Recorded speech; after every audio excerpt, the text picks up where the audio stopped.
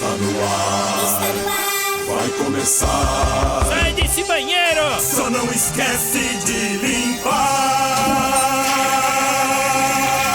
Tire as crianças da sala! Tranque o leão na jaula. Pânico! Microfone ligado. Convidado sentado. Ouve essa merda, senão não está desempregado. Pânico!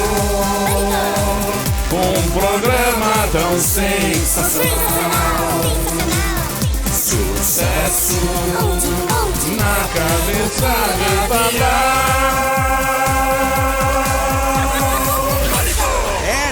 Olá, muito bem, queridos. Estamos de volta aqui na programação da Jovem Pan para todo o Brasil.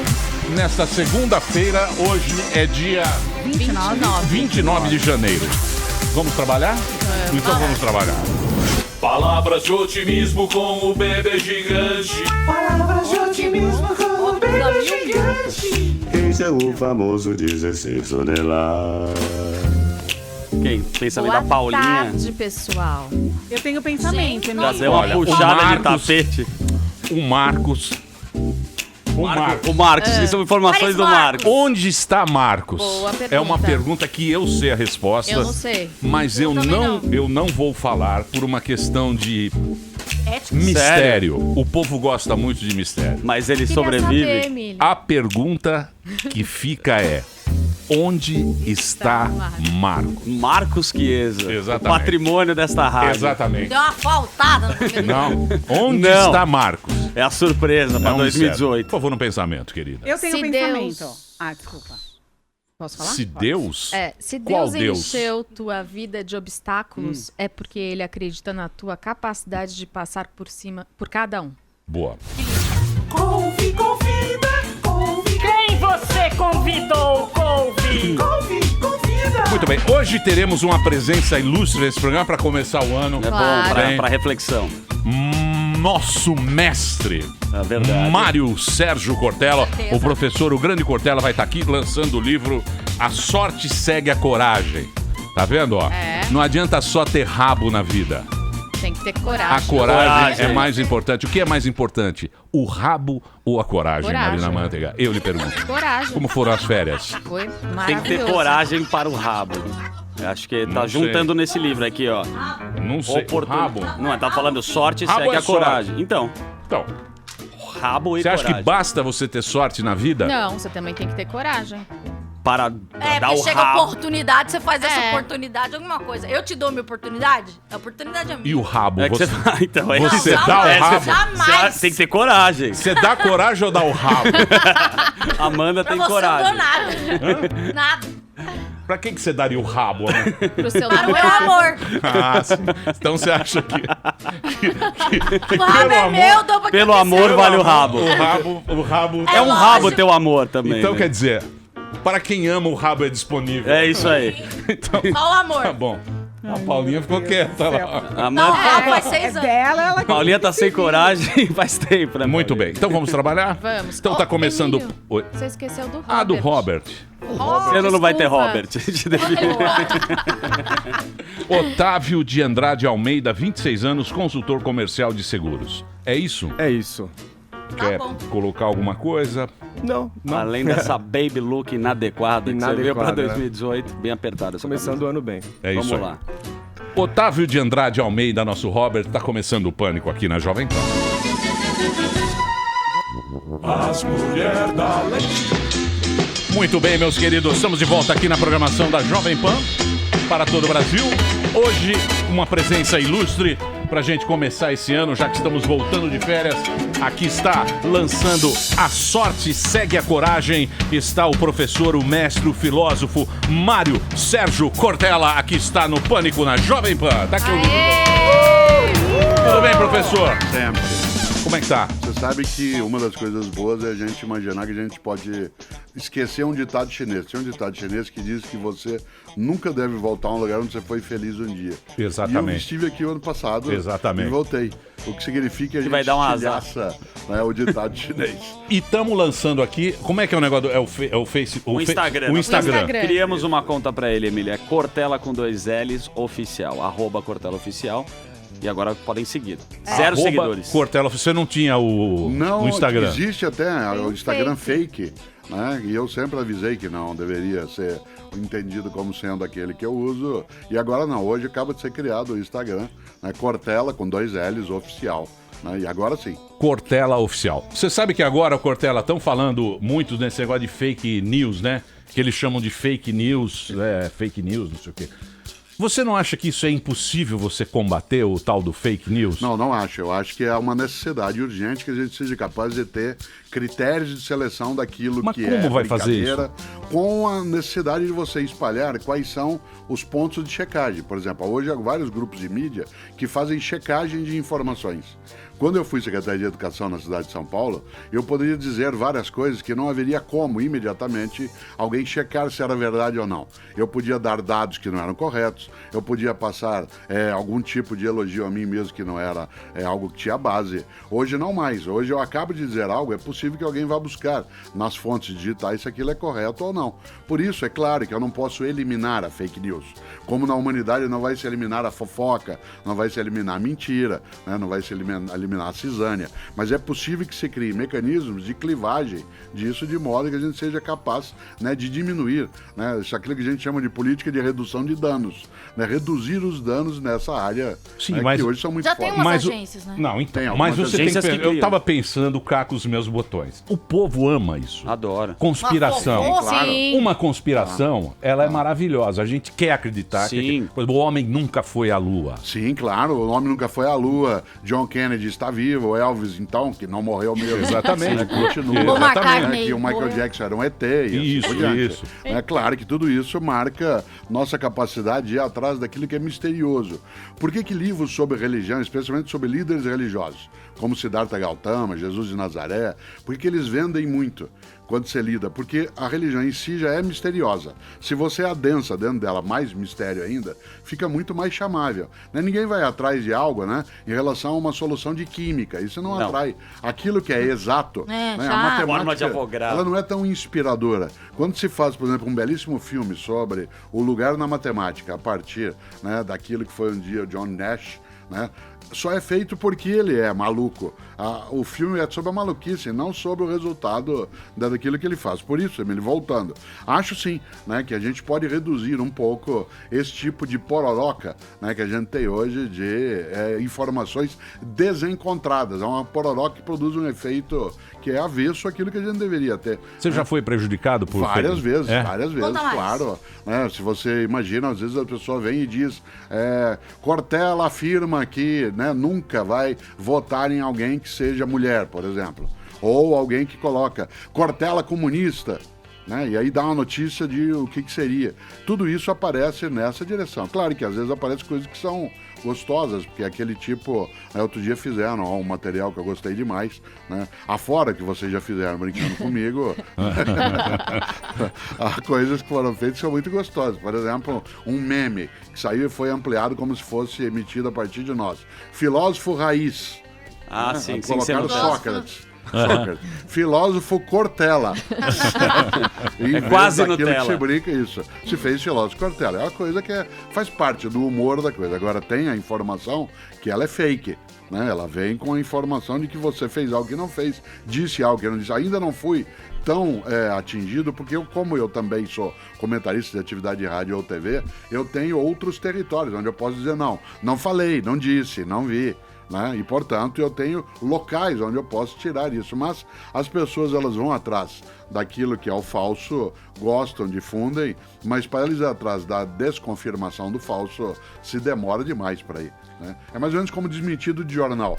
Né? Vem uma informação falsa você no jornal impresso, quando você consegue que ele faça um desmentido, o desmentido vai na última linha da terceira página, sendo que já tinha saído uma manchete. Então, ainda há um movimento que eu acho que no nosso país é ruim, né? No mundo em geral também traz um impacto forte, mas nós gostamos mais do mórbido, né, do que daquilo que é, por exemplo, você vai numa estrada, você começa a ter um congestionamento sério na estrada. as pessoas falam, imagina o desastre que aconteceu, imagina o que tem. Vai se criando uma expectativa, aí você chega na hora, é obra. Dá até uma decepção, né? Porque a pessoa esperava que fosse uma coisa um pouco mais sanguinolenta, que tivesse um pouco mais de morbidez. Então, essa nossa atração, né, ela faz com que haja, sim, né, uma difusão, né, de maneira muito venenosa em relação a isso, né? Muito bem. E falando sobre o seu livro que você está lançando, adianta eu ter sorte e não ter coragem? Olha, você sabe que ter sorte é, claro, algo que não é uma escolha tua direta. Porque aquilo que é resultado do que você faz sem que haja nela a sorte, isto é, o acaso, a casualidade, resulta de competência feita. Né? Enquanto você estava na abertura aqui do programa, se falava do que é alguém que tem rabo, que é rabudo. Isso. Você sabe que a origem da expressão, ela é até do pacto com o diabo. Né? Porque rabudo é um dos nomes do diabo. Tem um rabo grande. Uma das maneiras que se chama o diabo é de rabudo. Então, quando alguém conseguia algo que parecia estranho, que vinha de repente, que não chegava a outras pessoas, você dizia, bom, esse aí tem pacto com o rabudo. De pacto com o rabudo, passou a se falar de uma pessoa que era rabuda. Né? No sentido não em relação, né, às nádegas, no sentido mais direto, mas em relação sim a um pacto com aquele que tem um rabo comprido, né, no caso demoníaco. Portanto, a ideia de você ter a sorte como sendo um elemento que entra dentro daquilo que você faz, ela sim existe. Há várias circunstâncias em que a sorte pode te auxiliar, mas como é o título do livro, a sorte segue a coragem. A coragem é a capacidade de sair buscar, de fazer, de ir atrás. E eu digo sempre, coragem não é ausência de medo. Coragem é a capacidade de enfrentar o medo. Né? Nesse sentido, a sorte ela é um elemento, mas ela não é decisivo para que você consiga e obtenha coisas. É preciso que você tenha uma coragem que seja competente. Né? E nessa hora, claro, não é casual que o livro tem esse título, porque cada vez mais as pessoas dizem, mas olha só, como vocês têm sorte, hein? Olha como é que vocês estão há tanto tempo no ar com o programa. Isso aqui é só todo mundo ralando para todo lado. Não, o que você tem ali é a capacidade de ter coragem de aproveitar uma circunstância, uma ocasião em que as coisas são favoráveis. Essa terminologia, ela até não é nem, né, da minha autoria, mas se você ler no livro O Príncipe do Maquiavel, que é uma obra do século XVI, ele já disse que o príncipe, isto é, o governante, no caso que ele entende, é aquele que vai conseguir fazer com que a virtude que ele tem se encontre com a sorte, que em latim é fortuna. Né? A ideia de você encontrar a virtude com a fortuna. Nessa hora, se você tem alguém que está na hora certa, a pessoa certa, no lugar certo, aí você tem a realização. Agora, de nada adianta ela ter a ocasião se ela não tem competência para enfrentar. De nada adianta a competência se a ocasião, né, não vem à tona. Quer dizer, tem que ser alguém que tenha uma perícia. Então, né, todos os astros têm que estar muito bem alinhados e você muito bem de cabeça. Sim, claro. Ou seja, tem que ser foda. Tem que ser muito foda. Tem que ser foda, Cortella. É meia boca. Então não dá meia boca, não dá. Ou seja... Você acha que não? Não, eu acho que uma pessoa ela pode não ser foda agora e ser num outro momento. Como Isto assim? é, não é uma benção que de repente alguém vai e diz assim, olha, será Amanda, certo? E aí os deuses escolhem, fazem, baixam e decidem. Não, você tem as possibilidades de, num determinado momento, a tua história, a tua trajetória, ela não estar marcada por o sucesso, por a conquista que você desejava, e você ir se esforçando em fazê-lo. Isto é, eu não acho que ser ou não, né, é alguma coisa que venha como um destino.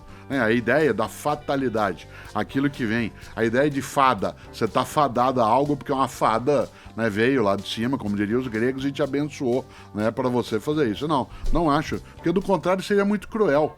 Né? Seria cruel se você, ao ser abençoado, né, por alguma coisa, aquilo fosse exclusivo teu, fosse só uma vez, né, não desse para esfregar, né, a lâmpada e o gênio sair de dentro por uma segunda. Essa história de se só tem 3 pedidos, né, é uma coisa muito estranha. Né? Então, mas isso aí não é porque hoje em dia, não sei se é hoje em dia ou é de um tempo para cá, ou se o momento que a gente tá vendo assim, que todo mundo busca algo.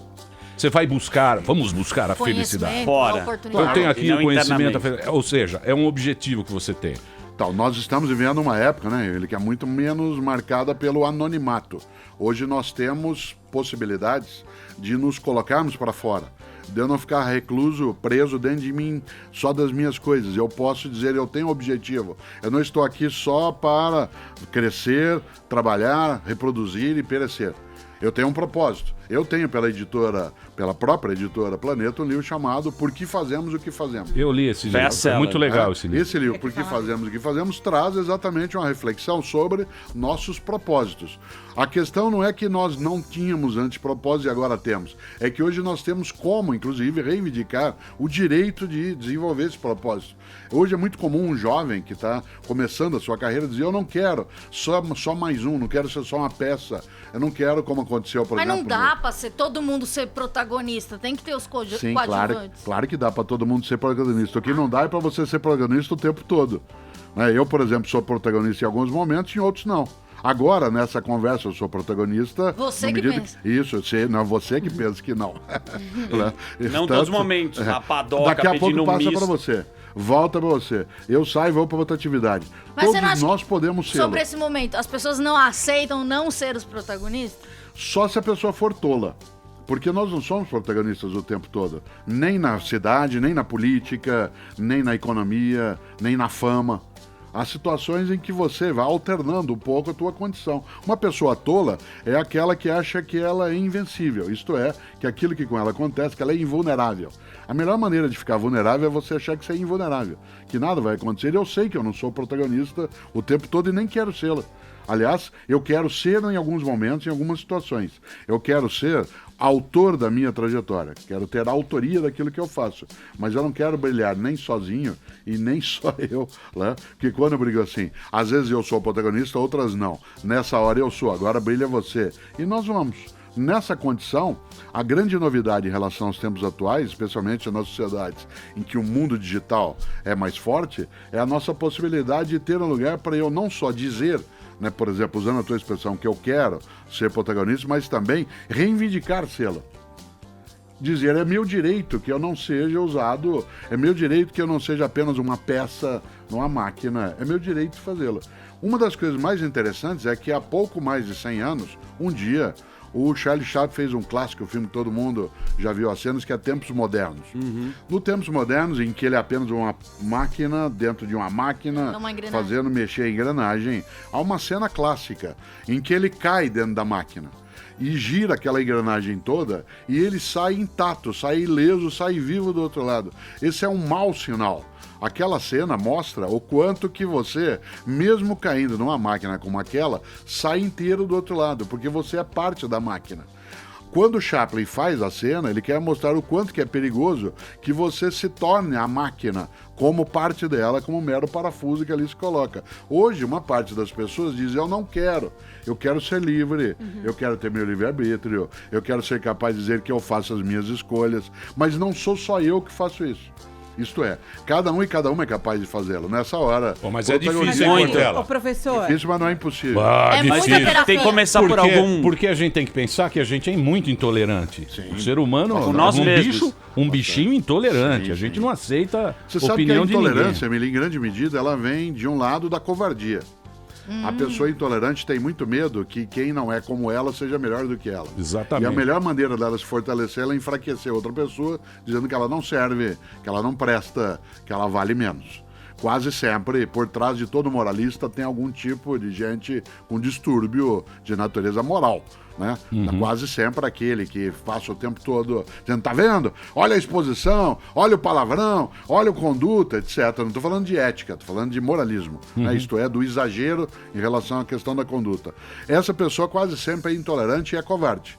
A segunda coisa que o intolerante tem, além de covardia, é que ele é tonto.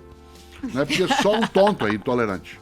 À medida mesmo em que a vida vem da riqueza e da diversidade que ela carrega.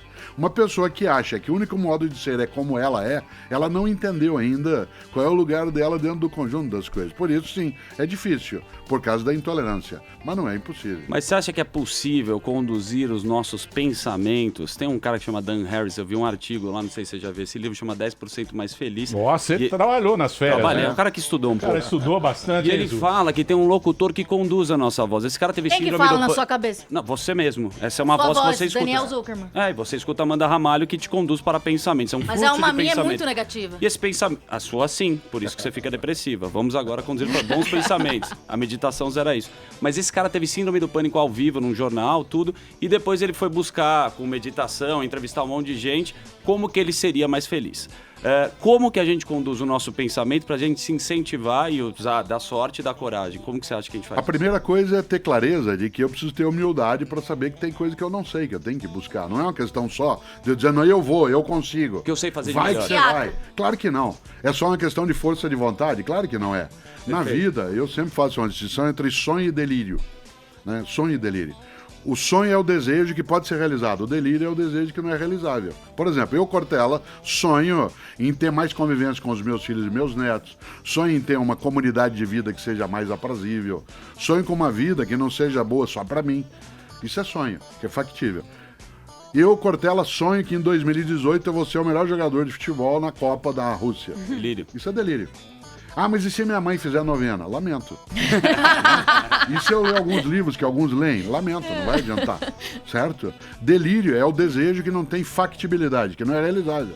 Certo? Ora, eu preciso, para ter clareza daquilo que eu quero fazer, juntando sorte e coragem, ter nitidez se aquilo que eu quero é só sonho ou se tem elementos de delírio dentro dele. E imaginar que uma voz conduza a minha voz, que haja na minha cabeça alguém que me coloca na direção que eu estou sem controle algum, nem Freud teve coragem de levantar uma hipótese dessa. Ele falou que você tem, né, um porãozinho, que é onde você mora, que está lá amarradinho, onde está o teu zoológico inteiro. De vez em quando ele vem à tona, esse zoológico, quando você sonha, quando você bebe. Por exemplo, tem gente que diz que bebe e fica fora de si, não. Ela bebe e fica dentro de si. Né? Aí que ela se mostra como é que ela é. Tira o filtro, né? Ora, nessa hora, o Freud não disse que a gente não tinha controle algum sobre a nossa mente. O que ele disse é que nós não tínhamos todo o controle. Isto é, que eu não sou um animal exclusivamente racional. Eu tenho situações em que eu não tenho muita nitidez em relação a qual conduta que eu vou fazer. Você brincava agora sobre uma coisa que também, né, a gente tem no nosso dia a dia, falávamos de depressão. Uma pessoa que está depressiva, ela tem até certo ponto controle sobre ela. Às vezes é Há químico, alterações neuroquímicas que ela tem, que ela não tem controle. Por isso que é preciso prestar atenção, né, nessas situações, exatamente para que a gente não ache que eu estou no controle. Há na minha mente a possibilidade de eu ir até determinado ponto dizendo eu vou e sou eu que decido. Mas tem coisas que nem sempre. Por isso que nesse livro ele fala só 10% mais feliz. Você consegue. Mas isso aí não fica... Mas o que é felicidade também? O que foi, ó? Não dá pra saber. É muito relativo. Um estado de espírito? A felicidade, ela é uma vibração intensa da vida. Você não é feliz sempre, não é para sempre, não é o tempo todo, mas em alguns momentos é. Boa. Ninguém é feliz o tempo todo, só o imbecil é feliz o tempo todo. Porque aí ele entra num estado de euforia forjada. Por exemplo, a felicidade é algo que você só percebe porque ela se ausenta. Porque ela não vai Quando você embora. sente falta. Nenhum de nós gosta de beber água à força. A gente gosta de bebê-la quando tem sede. A água é boa quando Quando você você vai tem fazer carência aquele dela. exame Mas lá, a felicidade, é então, chato, ela é como uma desejo. duração. Ela tá na ausência. Não, a felicidade Não, quando é você percebida na ausência. Não é que ela está Então, na ausência. mas tem gente que não percebe a felicidade. Nem na Ela não ausência. percebe o processo. O processo. Claro, Emílio, algumas pessoas escolhem a infelicidade como sendo sua justificativa de vida. Isto é, É o ninguém me mimimi, ama, é o mimimi. isso. Isso. Ninguém me ama, É ninguém uma me coisa quer. mais Nietzsche, não Então, é? mas- Vitimizar. Então, mas isso. É mais Sim, Nietzsche. isso. Ei, mas Não, tudo bem mas você aí- ser mais então, Nietzsche, não? Peraí, Não. calma. Direito. Peraí, É um calma. direito. Deixa eu falar com o professor Você tem agora. que ser tudo. Gente, rei Ele não falou três. que tem que ser. É melhor. Tem uma duração, é Não é tipo uma euforia. aula de espírito. Não, mas por exemplo, o cara que se vitimiza. 45 minutos. O cara que a pessoa que se vitimiza. O que ela quer? Ela quer falar, eu tô fudido porque ela quer um colinho. Ela quer um conforto. Uma coisa é a procura do afeto, à medida que você indica para outra pessoa carência. Outra coisa é alguém que encontra uma justificativa por uma vida medíocre, por uma vida acovardada, atribuindo isso só a outras pessoas. Por exemplo, nesse livro, A Sorte Segue a Coragem, tem um capítulo só sobre isso. Gente que diz, eu não cresço porque me perseguem, eu não cresço porque eu sou azarada, eu não cresço porque ninguém gosta de mim, eu não cresço porque eu não quero transar com o chefe, etc, etc. Isto é, ela atribui tudo que de ruim a outrem. ela acontece para algo que é fora dela. Quando, sim, existem situações fora de nós que alteram a nossa convivência e conduta. Mas não é só isso que eu faço. E nessa hora, voltando à questão, a felicidade ela não é algo que você tenha de modo contínuo. Aliás, a felicidade é um episódio. Ela não é uma situação que você tem sempre. Há pessoas que dizem, um dia eu vou ser feliz. Nunca será. Porque a felicidade Sim. não é lugar onde você chega. Sim. Ela é uma ocorrência. Não é um iPhone novo, né? Você compra lá um iPhone. Mas ele te deixa Mas te deixa feliz. Deixa Não, feliz sim. naquele instante que você comprou Ele definiu ótimo.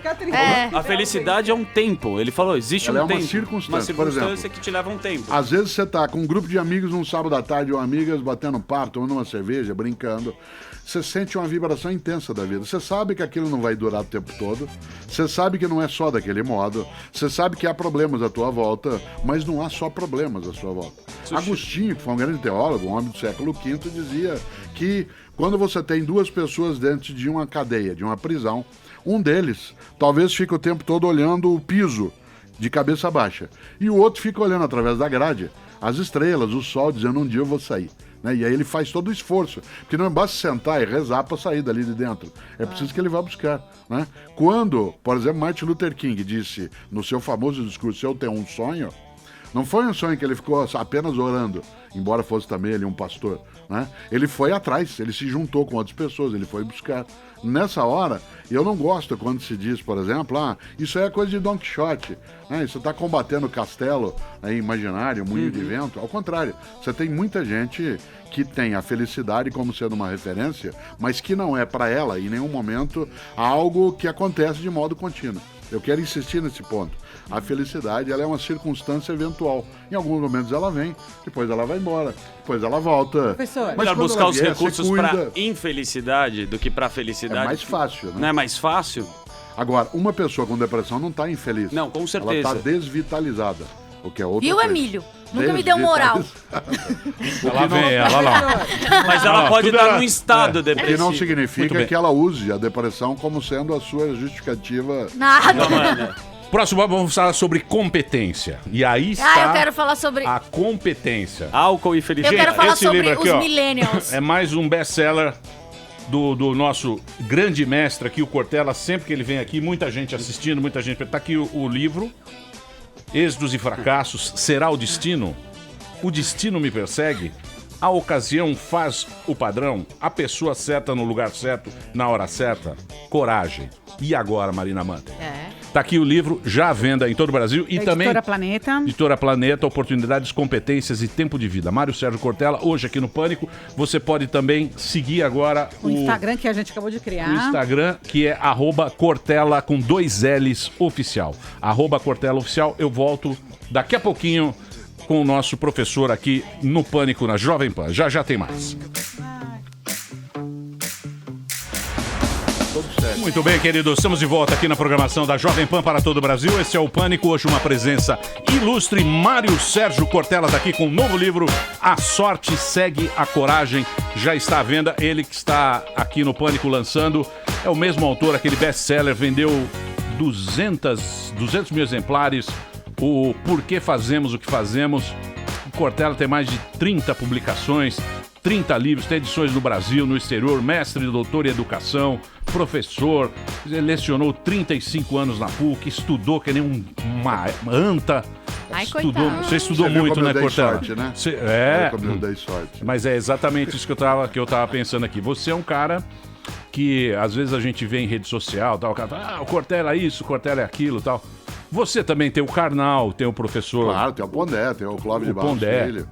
Que vocês são os caras que se tornaram assim, e eu acho bacana isso aí. Vocês conseguiram popularizar algo que era muito erudito, né? Uma Isso coisa era assim. uma circunstância muito interessante. No Brasil hoje, de repente, filósofos se tornaram pops. É comum que a pessoa peça para tirar uma foto, que ela te pare para conversar. Fazer cachorrinho na sua cabeça. Isso, e diz aí fazer. E pedir, posso apertar tua mão, etc. Claro que isso é um bom sinal. Qual é a cautela que nós temos de ter? Para a gente não tornar popularesca a filosofia. Popular, que seja acessível, que as pessoas queiram estudar também, queiram ler, mas que ela não seja uma coisa que seja banal. Ao contrário. Agora, de repente, todos os nomes que a gente citou, o Cláudio de Barros Filho, o Luiz Felipe Pondé, o Leandro Karnal, todos nós somos acadêmicos na origem, isto é, todos nós viemos da universidade, fizemos doutorado, portanto, você tem uma carreira que não é que ela qualifica para isso, mas ela mostra que não é algo que se fará só com uma mera superficialidade. Agora, aí é que vem a sorte segue a coragem. Se você imagina, né, todos nós tínhamos já essa formação. O que não havia era Mas onde você fez trazer. teologia também? Também, estudei ciências da religião Você e é filosofia. padre? Não, Estão falando aqui. não, Quase fui foi monge. monge. Quando eu tinha 17 para 18 anos, eu entrei num convento, fiquei 3 anos na clausura, na ordem Mas você Beneditino. estudou aqueles eclesiastes, aquelas coisas difíceis, tudo? É difícil de quando você não está estudando. Depois Mas você monge Pô, mas que aquilo é muito franciscano, difícil, né? beneditino. Aquele Salomão, Foi, aquilo lá é muito difícil, não é? difícil, Porque mas- vai contra tudo, né? É muito diverso. Né? Diverso. Agora eu fui Você não ficou carmelita louco? descalça. Você não ficou louco? Não, de maneira alguma, ao contrário. Né? O convento Mas o cara é um que. lugar, Mas o 3 cara. lugar anos. de paz. Né? Hã? Um lugar que você Mas- trabalha com as próprias mãos, convive com as pessoas. Não, 3 anos eu fiquei. Eu tinha 17 anos, eu entrei na universidade, fiz vestibular, entrei na USP, na PUC, mas escolhi estudar com os jesuítas. Hoje não tem mais a faculdade em São Paulo, que é onde eu moro. Hoje está na PUC do Rio. Era a antiga faculdade Nossa Senhora Medianeira, né? Faculdade de Anchieta. E eu com eles fui estudar. E eu fiquei no convento durante 3 anos. Né? Mas você é ungido, você ama Deus, Nossa Senhora. Não, eu não sou uma pessoa que tem uma religião específica. Já tive, claro, eu era católico, eu era um monge católico E quando eu hoje- tinha 18, 19. Hoje eu sou uma pessoa que tem religiosidade, mas eu não tenho uma religião exclusiva. Eu sou alguém que acredita que a vida não é banal, não é fútil, que ela não é acredita em sem tudo. sentido. Não, em tudo não. Eu acredito que ela não é descartável, mas eu não tenho uma religião específica. Há uma diferença entre religião e religiosidade. Uma pessoa que tem religião é aquela que segue um credo, que se junta com outros, que tem às vezes um livro, que tem cultos. Eu sou alguém que acha que é possível que a vida não seja só essa expressão de materialidade. Mas isso não significa que eu siga uma religião. Já tive. Quando alguém me pergunta se é católico, eu digo, bom, de história, de família, né, de tradição, mas não sou, não frequento culto, não vou até lá. Então não posso me qualificar desse modo. Quando você diz assim, você ficou louco, existe uma certa insanidade no mergulho dentro da filosofia. Mais do que até dentro da teologia, porque a teologia, Emílio, ela é quase um abandono em que você se entrega a uma crença. Verdade. A filosofia que exige que você vá escavar naquilo que são os porquês. Né? A filosofia, para cada questão colocada, ela exige mais 5, 6 porquês em sequência. Ai, né? muito livro, E é né? isso sim que pode trazer uma certa perturbação. Há algumas práticas religiosas, e aí voltando na religião, algumas religiões não permitem que os seus futuros pastores, padres, representantes, que eles façam filosofia. Eles vão estudar direto teologia. Já outras religiões, como é o caso, por exemplo, da religião católica, aquele que vai se preparar para o sacerdócio tem que fazer 4 anos de filosofia e depois os 6 de teologia. Para quê? Porque na filosofia ele vai provar um pouco se aquilo que é a crença que ele diz ter, se ela tem algum tipo de base que vai sobreviver a uma reflexão que seja mais racional. Fora o celibato, Jesus. O Dá uma noia. celibato não é uma questão tão complicada. Não? A questão mais complexa é a castidade. O celibato muita gente tem. Há várias pessoas, talvez aqui... Casamento que é não um sejam celibato. casadas. Ah, fale por você. O celibato é a crença de que se você não se casa, você tem uma dedicação maior à tua atividade. Agora, volto a um ponto aproveitando isso. Outra coisa é castidade. Você tem várias religiões em que os homens ou as mulheres que a praticam argumentam que não terão sexo. Isto é, renunciam ao sexo. Ao contrário do que você imagina, o voto de castidade ele não é uma negação do sexo, ele é a afirmação. Se você está dizendo que você vai abrir mão de uma coisa, é porque essa coisa tem uma importância muito grande na tua vida. Eu, Cortella, dizia aqui agora no Pânico, que eu prometo que eu abro mão que nunca mais na vida eu vou comer jiló, que é uma coisa que eu não como e não quero, que nunca mais eu vou comer, né, alguma coisa como quiabo, que é uma coisa que eu não como e não quero. É fácil. Duro é eu dizer, por exemplo, que eu não vou comer mais pão. Nossa, que é uma melhor coisa que eu explicação. não Eu nunca quero. entendi a diferença. Então, se você observar, o voto de castidade que algumas pessoas, homens e mulheres, em várias religiões fazem, é uma afirmação do valor do sexo. Porque a pessoa abre mão da prática sexual, mas ela não abre mão da sexualidade, ela continua com o desejo. E você ficou 3 anos sem Claro, sexo? né? Aquilo fazia parte da nossa condição. Foi fácil? Não foi fácil, mas quando você tem 18 anos é um pouco mais fácil. Acho mais E aí difícil. você Eu não acho mais mergulhou. difícil, não? Ao contrário, você ainda não mergulhou na multiplicidade de experiências que a sexualidade oferece, que é muito mais do que uma coisa que outros animais também fazem. Ô, professor. Nem uma descascada, né, Ô, professor? Cortella, eu queria saber o seguinte, baseado na... Não sei, né? Você fica tão aberta, todas as coisas. baseado Fala, no- Paulinha, você tá linda, Paulinha. Obrigada. Você tá linda Tá mesmo. bronzeadinha. Nossa, você tá parecendo Bronzeada. sério. Obrigada. Uma bolinha de queijo. Eu queria assim. saber o seguinte, baseado nisso de que a sorte segue a coragem. Acho que a gente vive num momento do país, né? Tanta gente desempregada, falta de oportunidade e muita gente batalhadora. Eu queria saber se o medo não paralisa as pessoas. Por exemplo, você tem medo da febre amarela, medo do desemprego, medo... Eu tô tomando uma vacina por semana. medo da Eu violência. tenho uma por semana. Eu já Você tem- preenchi Você o... tem tanto medo. A carteirinha. Eu queria saber se esse medo ele paralisa ou ele impulsiona. Porque às vezes também num momento desse que você precisa fazer alguma coisa. Paulinha, veja só. Não, o medo não paralisa. O que paralisa é o pânico. Uhum. Sem fazer uma brincadeira com o vosso Com o título. programa. De fato, o pânico é paralisante. Uhum. O medo não. O medo é estado de alerta. O medo é aquilo que faz com que você fique esperta. O medo é aquilo que faz com que você fique atenta. O pânico faz com que você fique imóvel. Por exemplo, é bom que você tenha medo que o nosso país não dê certo. Tome providência. É bom que você tenha medo de votar errado. Tome providência. É bom que você tenha medo de perder a audiência. Tome providência. É bom que eu, Cortella, tenha medo de não fazer um livro que não vai chegar até as pessoas. Isso exige de mim que eu transforme esse medo em algo que eu vá trabalhar com coragem para alterá-lo. Pânico é outra coisa. Por exemplo, tem gente que tem medo de avião. Aliás, todo mundo que for inteligente. Como diz Claro. o grande Osiris Silva, há dois tipos de passageiros. Os que dizem que tem medo de avião e os mentirosos. Né? Medo de avião é uma coisa boa. Pânico é outra coisa. Pânico é incapacidade de ação. Por exemplo, eu tenho medo, sim, que o nosso país não seja recuperável em relação à sua condição econômica, de convivência social, de harmonia e de paz. Eu tenho medo que a cidade do Rio de Janeiro, que eu gosto tanto, que ela perca o controle em relação à sua condição de convivência. Mas isso não é pânico. Porque o pânico faz com que você se recolha, se refugie. Nunca destaque. mais vá pra Ao lá. contrário. A ideia de pânico é quando você não tem outra possibilidade de se mover. Você sabe mais do que eu, por conta até do teu trabalho, que pânico veio do nome de um deus dos gregos que circulava entre os animais. E quando ele resolvia sair brincando, né, a bicharada saía correndo para todo lado. E aí você dizia que você estava em pânico. Ora, o pânico é quando o bicho sai fugido. Uma pessoa que tem medo, ela não foge, ela se prepara para enfrentar. Embora, vez ou outra, ela recue. Machado de Assis dizia, nem sempre recuar é fugir. Nem sempre recuar é fugir. Há momentos que você sai de cena para você se preparar para voltar com muito mais carga e energia. Por isso, o medo, ele é um elemento decisivo na nossa vida. A natureza colocou na gente dois mecanismos de proteção, medo e dor. Se você perder qualquer um dos dois, você fica indefeso. Se eu tiver uma criança, por exemplo, eu eduquei meus filhos, o Pedro, um dos meus filhos está aqui agora conosco, eu eduquei meus filhos e agora meus netos também, eu ajudo, para que eles tenham medo de cair. Medo de atravessar a Avenida Paulista, mas não pânico. Eu quero que, olha lá, vem carro de lá, vem carro de cá. Medo de num stand-up paddle na Ilha Bela, não afundar, não quebrar as coisas. Cuidado, é necessário fazer coisas que você tenha cautela. Pânico é outra coisa. Isso significa que medo e dor nos ajudam muito. Se você, Paulinha, perder a capacidade de sentir dor, você fica indefesa. Você não vai perceber quando algo está muito frio, quando algo está muito quente, quando você está com um ferimento em algum lugar. Por isso, a pessoa diz, medo é uma palavra que não existe no meu dicionário, dizem alguns, que pena. Você está absolutamente vulnerável. Você sabe por que o Aquiles morreu na Guerra de Troia? Porque ele tinha o calcanhar de Aquiles, que era a única área vulnerável, e Aquiles não sabia que tinha um calcanhar de Aquiles. E porque o Aquiles achou que não tinha um calcanhar de Aquiles, ele morreu. Se ele tivesse clareza que ele e Aquiles também tinham um calcanhar de Aquiles, ele tinha sobrevivido. Basicamente, você deve identificar as suas Quem fraquezas. tem toba tem medo. É isso. Essa é a Tem que frase saber o que que você a sabe. gente pode... Não é, É uma professor? grande síntese.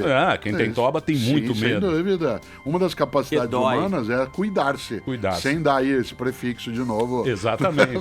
Pega e se cuida muito. Para não Claro. ficar, agora eu vou usar o prefixo de outro modo, não ficar acuado. Exatamente. Às vezes é preciso recuar. Recuar. Né? Exatamente, trazer claro. para trás. A gente sabe onde é que os pepinos eles vêm. E vêm Sim, né? forte. E vem forte. E tanta gente chorando, né? Tanta gente sofrendo, né? Não, muito bem. bom. Estão falando aqui, Cortella presidente. Como assim? Olha, acho que de vez em quando brincam isso comigo e alguns falam sério. Eu acho honroso. honroso. Vou fazer 64 anos esse ano. Nasci em Londrina, faz 50 anos que estou na capital paulista. Nunca imaginei que um dia eu fosse ouvir essa frase. Eu não estou falando de forma imodesta. Estou dizendo que para mim é honroso. Claro que eu não quero ter essa trajetória. Eu acho que eu já estive na atividade política como executivo. Você foi fui secretário secretário de Educação na capital, né? Mas eu não tenho... Hoje o meu modo de fazer política não é de natureza partidária. Hoje o meu modo de fazer política é escrevendo, debatendo, participando, fazendo comentário. Você sabe que fazer política é mexer na vida da comunidade. A própria palavra polis, né, no grego, significa comunidade. Por isso, fazer política é lidar com a comunidade. Nessa hora, eu acho que quando alguém brinca, ou até de maneira elogiosa, né, diz assim, Cortella presidente, isso é um afago.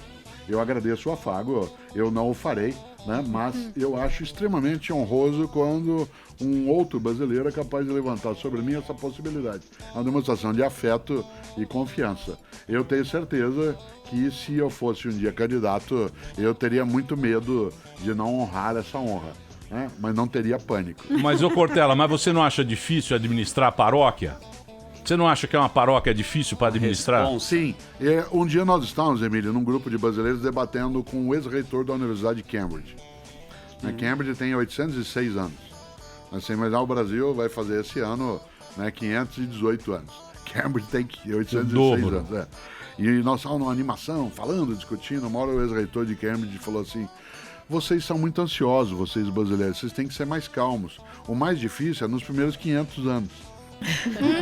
Essa ideia aqui não serve para nos acalmar, dizendo assim, não, espera que uma hora dá certo. Não, não é espere uma hora dá certo. É vai atrás de uma hora dá certo. Claro. Se junta com outro e uma hora dá certo. Eu uso sempre um ditado que eu gosto. Pessoas no Brasil hoje dizem, do jeito que a coisa tá, se ficar o bicho come, se correr o bicho pega. Mas falta a terceira parte. É essa terceira parte que é corajosa. Se ficar o bicho come, se correr o bicho pega, mas se juntar o bicho foge.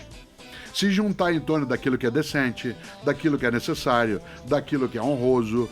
E isso não é só um delírio, isso é assim um sonho.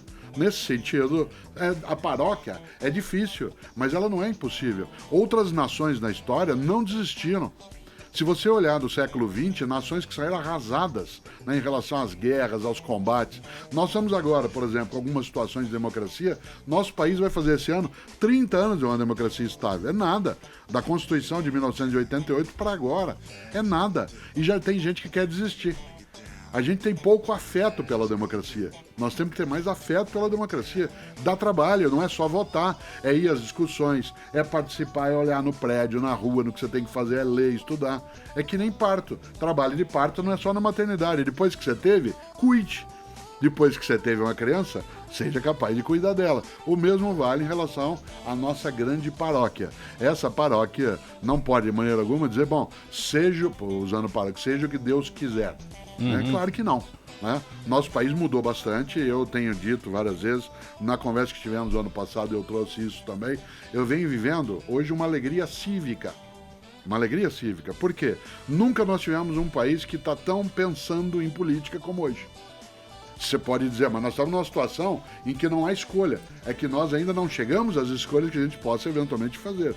Mas é claro que nós temos... Exemplo, se eu perguntar aqui agora, e eu digo isso sempre que posso, se eu perguntar aqui agora para as tuas ouvintes e os ouvintes, ou quem nos vê pelo YouTube, se eu perguntar agora, ou no canal do Cortella, oficial do Instagram, perguntar o nome de 5 jogadores da Seleção Brasileira de Futebol, pouca gente sabe. Não tem a menor ideia. Se eu perguntar contra quem foi o último jogo da Seleção Brasileira nas eliminatórias... Ninguém lembra. Contra quem, qual foi o resultado? Há 10 anos nós saberíamos. Hoje a gente não sabe mais, mas se eu perguntar qual é o nome de 5 ministros do Supremo Tribunal Federal, todo mundo sabe. Não é que o futebol não nos importa mais, é que agora ele nos importa menos. Isso significa que nós estamos vivendo um momento em que a política passou também a fazer parte. É a maior aula de educação moral e cívica de toda a nossa história. Por isso, a paróquia está se mexendo. E essa paróquia, quando se mexe, ela se incomoda. Não há cura sem febre.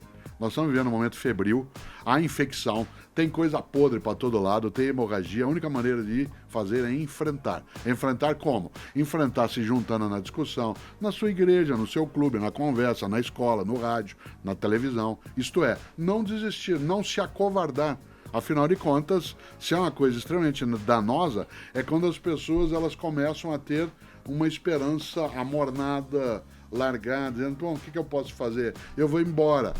Essa é uma possibilidade. Muita gente está indo. Mas se você precisar, eu, Marina Manteiga, temos um apartamento em Miami, que é uma coisa que a gente fez por segurança. Você só sabe final de semana. É uma coisa só para segurança. Só para final de semana. você estaria no país que tem o maior sistema penitenciário do mundo. Você não está muito otimista, Cortella? Você é otimista. Não, Você, é que você eu se acho coloca nos Eu otimistas. acho que o pessimista é, antes de tudo, vagabundo. Você acha Você mesmo? não acha a solução. Sim, porque o otimista dá um trabalho danado ser otimista. Você tem que ir atrás, tem que estudar, tem que se juntar. A frase predileta do pessimista é assim, que horror, alguém tem que fazer alguma coisa. O pessimista é um vagabundo. A única coisa que o pessimista faz é sentar e esperar dar errado. Aí você fala pra ele assim, verdade. mas não tá dando errado. Ele fala, espera que você vai ver. É verdade. É tão bom ser pessimista. Espera mais um pouco, Vai ver se a vai ver. merda que vai... É tão bom ser pessimista, porque aí você pode atribuir tudo que acontece a você ou ao país a forças que estão fora de nós. Tá vendo? Eu pulei a Brasília. Eu estava numa fila outro dia, né, para embarcar para São Paulo no aeroporto de Brasília. Voltando. Na fila de embarque. Na minha frente tinha um cara mais ou menos da minha idade, absolutamente inconveniente, que estava tentando cantar as menininhas que estavam à nossa volta, fazer gracinha, etc. Umas encoxadas. E aí, ao meu lado, ele estava assediando até, de maneira bem inconveniente, uma menina que devia ter uns 20 anos de idade. Aí ele falou para ela, você é de Brasília? Ela falou, sou. Mas você nasceu em Brasília? E ela falando alto e ele também. Sim. Poxa, que pena, hein? Que coisa, hein? Que chato você viver em Brasília. Ela falou, não, Brasília é uma cidade ótima. Dura é o que vocês mandam pra cá. A fila fez assim, né? Porque, de repente, a gente fala assim de Brasília como se fosse um lugar, né, extra Brasil, em que a gente vai colocando. Não há ninguém que lá esteja, exceto quem for lá distrital, né, que não tenha sido por nós colocado. Na nossa cidade, no nosso lugar, no nosso prédio.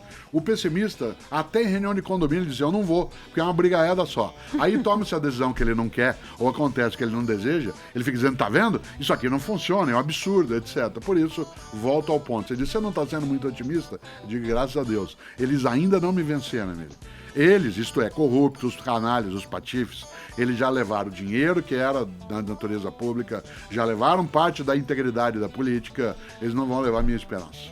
Eles não vão me vencer duas vezes. Já derrotaram a nossa capacidade financeira, derrotaram a nossa possibilidade de ter mais recurso para aquilo que é necessário, derrotaram o emprego de muita gente, não vão me derrotar tirando e matando a minha esperança. Esses democracidas não vão vencer. Você tá Cortella presidente. Cortella 2018. Vamos votar em você. Não faça isso. Por isso que os caras estão. Eu vou tocar uma música agora, daqui a pouquinho a gente volta aqui na programação da Jovem Pan. Tá aqui o novo livro do Cortella para você. Mário Sérgio Cortella, A Sorte Segue a Coragem, editora Planeta, já à venda em todo o Brasil. Se você quiser pode comprar online agora. E tem o Instagram agora, acabou de sair o Instagram dele. Esse é o oficial, não é o fake, é @Cortella com 2 L's oficial, @Cortella oficial. De volta daqui 5 minutos. Hoje uma palestra aqui pra vocês. São palestras que custam R$200 mil. Por 1 hora. Exatamente. Queridos ouvintes, preste atenção. De graça, isso aqui são R$200 mil. E você pagar o ingresso, 200 sentar no 400, auditório. vai ficar 2 horas ao vivo. Isso aí são os ex-presidentes. Tá bom. Daqui a pouquinho a gente volta.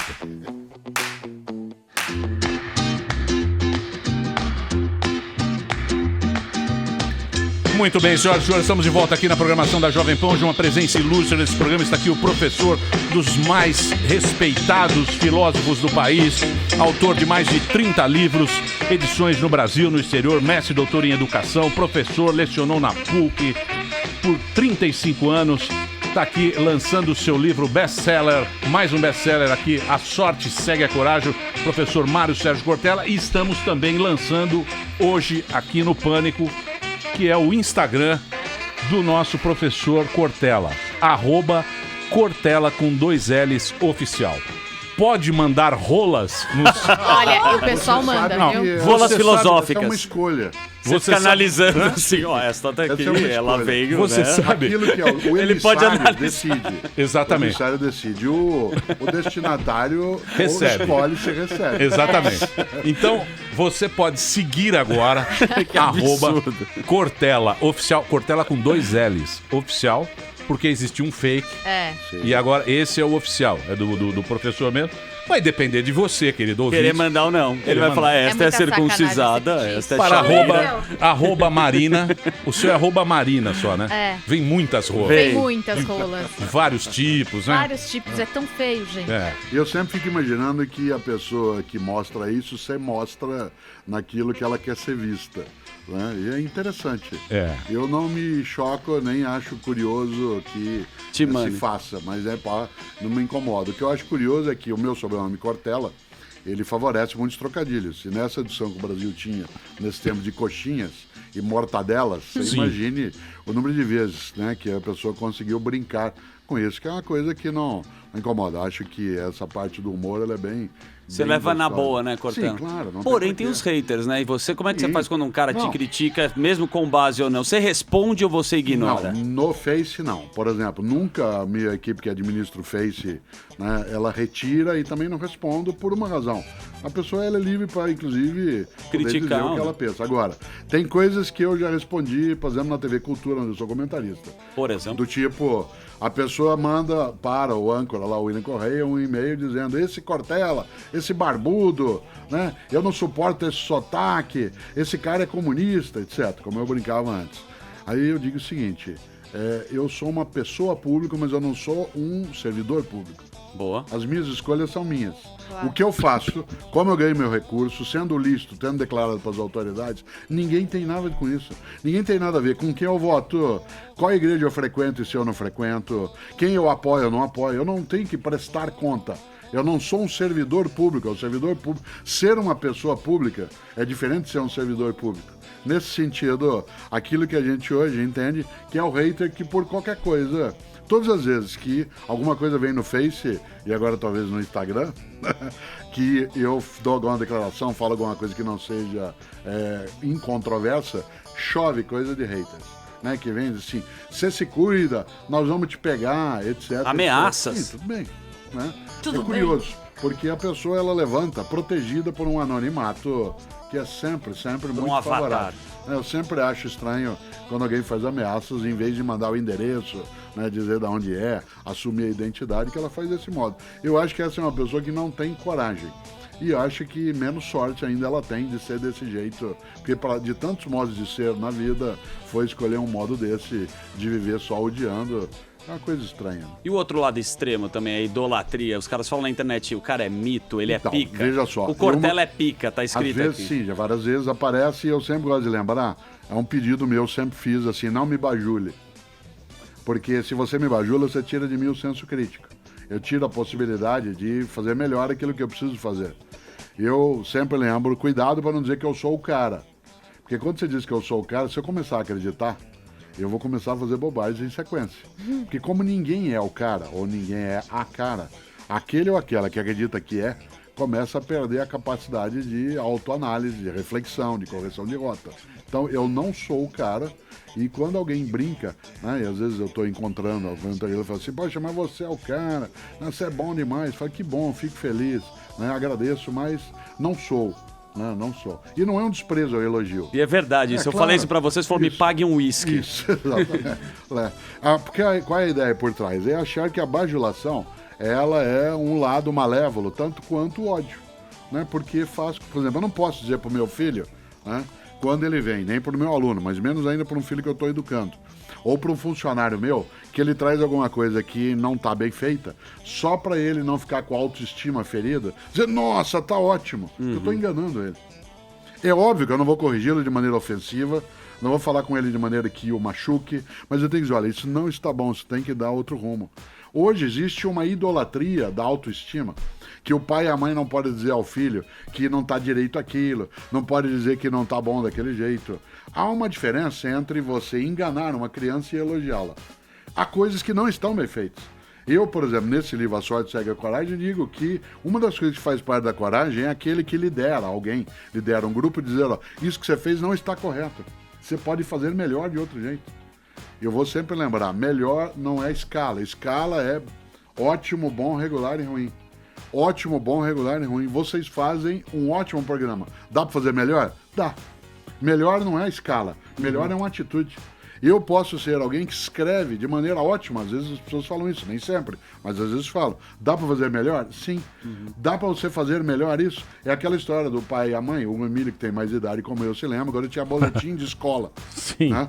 Você achava o boletim, Regular. o pai olhava e dizia assim, tá bom, mas pode melhorar. Pode melhorar. Ótimo. Isso não é uma ofensa. Pior é dizer que aquilo que tá bom não está. Que pode melhorar, sempre poderá. Né? Pior é dizer uma frase, tá bom, mas é obrigação tua. Porque aí você desqualifica o esforço feito. Não fez mais que obrigação. Não fez mais do que obrigação. Não, acho que a gente precisa cautela para não cair nessas duas armadilhas que são muito sedutoras. De um lado, o ódio desnecessário, inútil, né, pérfido. De outro lado, a idolatria, o elogio, a bajulação, que não serve para nada. Né? Um dia, eu gosto Portela, de lembrar... você tá com cara de quem vai ser candidato agora em 2018. Quem Tá com a dera, barba do quem dera, Lula. não. Você tá com a barba já... Sim. Você sabe que esse ano faz 40 anos Você que eu não acha tiro que o a Lula barba. caiu na idolatria? Você acha que ele Eu ficou... acho que ele se seduziu em vários momentos por coisas que a gente precisa cautela quando tá no poder. Então, mas você acha que isso é impossível de não... Não é porque, por exemplo, eu trabalhei, eu posso falar isso sem dificuldade. Mas o que faltou ali? Faltou um amigo? Não, Faltou alguém eu dar um acho que toque? companheiro. Pode faltar. Ou é uma coisa que não tinha jeito, que o cara ia... Vale falou, eu pra sou o qualquer um de cara... nós. Não tem É, mais... vale para qualquer Sim, um de nós. Claro. Como valeu para Hillary Clinton quando disseram para ela que estava ganhando a eleição e ela acreditou. Né? E aí o outro foi lá e venceu. Né? Mesma coisa vale para o Lula. Eu trabalhei 4 anos na gestão da Luísa Erundina, que é uma pessoa absolutamente humilde. Em nenhum momento ela subiu acima do nível que ela deveria estar. Sempre ela se colocou numa postura de alguém que não achava que ela era a cara. Né? Ao contrário até. Acho que ao Lula, como a outras pessoas, e a ele também, faltou um pouco a percepção de que... Né, você não é invulnerável em relação às coisas que estão à tua volta. Nem a sedução do elogio. Né? Uma vez o Mussolini mandou, né, o embaixador dele a uma reunião na Suíça sobre o uso de gases letais.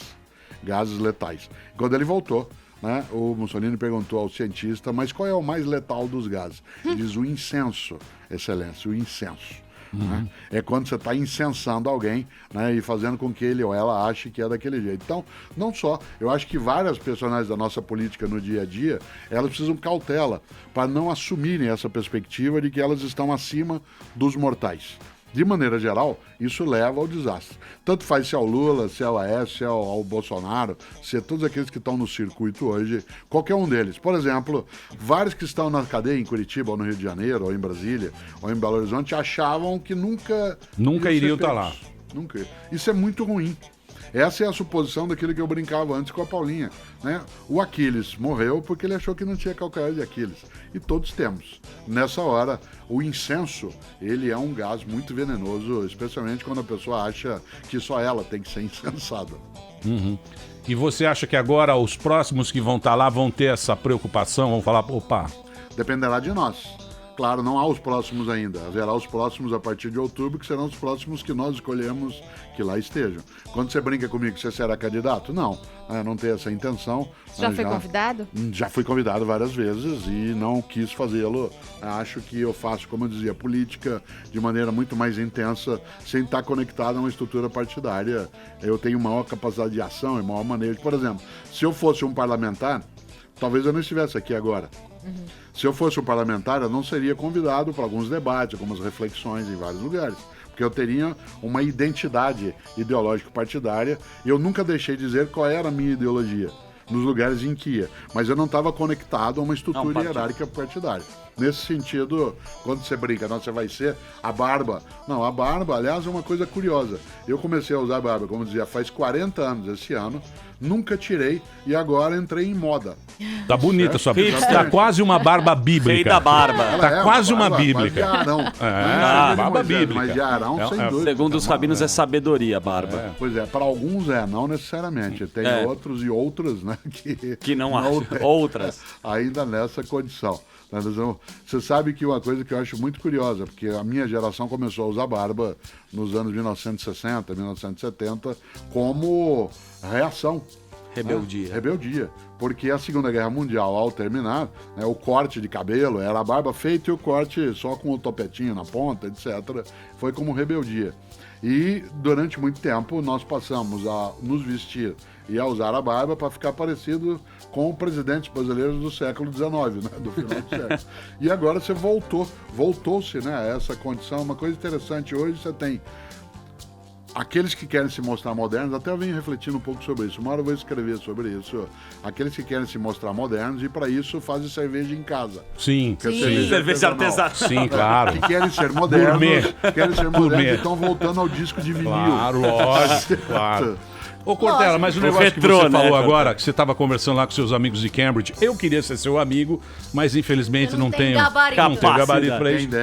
E você estava falando, e a gente estava discutindo aqui, trocando ideia e tal, e você estava dizendo sobre o futuro, tal, que tá todo mundo muito ansioso, né? Muito ansioso, que as coisas melhorem, que as coisas funcionem e tal. Você acha que isso aí vai ser no debate mesmo? Vai ser um debate na coragem. Que vai durar muito tempo. Falar, você é comunista, você é coxinha, você Eu acho que a gente comece a acessar isso, porque não existe diálogo quando a conversa começa pela frase que eu vou dizer agora, que é: de que lado você está?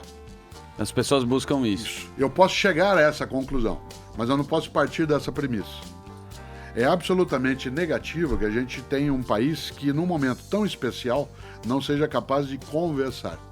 Por exemplo, o país sim pode ter a sua ideologia, as pessoas podem ter a sua postura, mas a incapacidade de diálogo, ela fratura a democracia.